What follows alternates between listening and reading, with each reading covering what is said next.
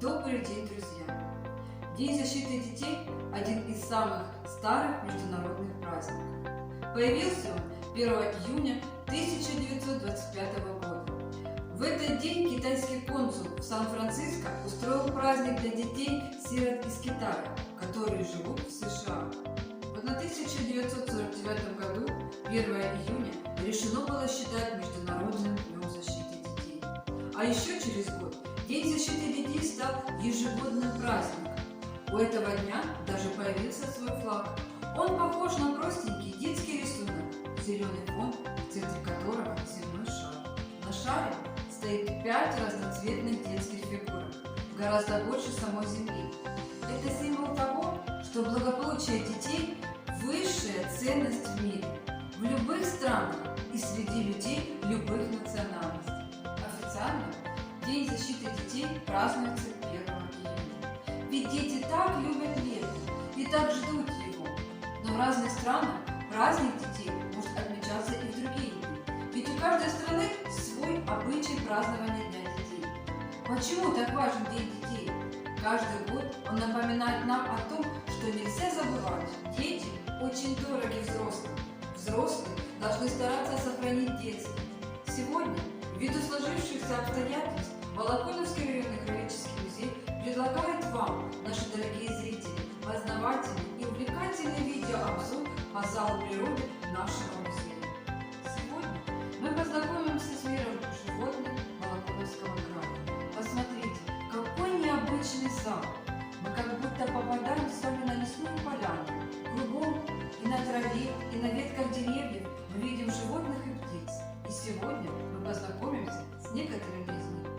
Байпак – житель равнин и злаковых, либо разнотравных степей. Живут они колониями, выкапывая для своих нужд норы, которые различаются на 3 вида – временные, выводковые и зимние. На времянках этот степной сурок прячется в случае опасности, может иногда там переночевать. Таких нор насчитывается около 10 на кормовом участке. Совсем другие норы – выводковые. Здесь у байбака разветвленная система ходов, которые выводят на поверхность в нескольких местах. На большой глубине 2-3 метра находится гнездовая камера, застеленная высушенной травой и корневищами. Зимние же норы сурка устроены проще, но гнездовая камера в них располагается на еще большей глубине, до 7 метров. Постоянная нора может иметь протяженность более 60 метров. Заяц-русак. Единственный на Белгородчине представитель отряда зайцеобразных. Название русак закрепилось за этим зверьком из-за того, что даже зимой у него на спине сохраняется серо-бурая окраска меха. В лесу больше полагается на слух. От погони зайцы уходят кругами. Русак на ходу нередко останавливается, пытаясь увидеть врага, а врагов у зайцев тьма. Охотники, волки, лисы, собаки, орлы, совы. Зайцев спасает их способность быстро бегать. Во время погони они могут пробежать за час 70 километров. Еж – единственное животное, которое может подпустить человека довольно близко. Но вовсе не потому, что он такой храбрый. Просто еж плохо видит, больше надеется на свой нюх. А когда ветер дует в противоположную от ежа сторону, он не чувствует приближения человека или животного. Не убегает еж и потому, что у него иной способ защиты. Почувствовав опасность, еж сворачивается в клубок и выставляет свои острые твердые иглы. Впрочем, если бы он и пытался убежать, у него все равно бы ничего не получилось. Слишком короткие ноги, да и сам он очень неуклюжий. Зато на охоте еж проворен и ловок. Охотится он обычно по ночам. Немало еж уничтожает лесных мышей и других вредных грызунов, а про насекомых и говорить нечего. Не пропустит еж и ядовитую змею-гадюку. Он ее не боится, а наоборот, первым нападает на нее. Яд гадюк на него почти не действует. Ежата появляются на свет слепыми и голыми. Первое время иголки у них светлые и мягкие. Они темнеют, крепнут и становятся колючими ко времени выхода зверьков из гнезда. В зимней спячке еж проводит более 6 месяцев. В это время он ничего не ест и не двигается.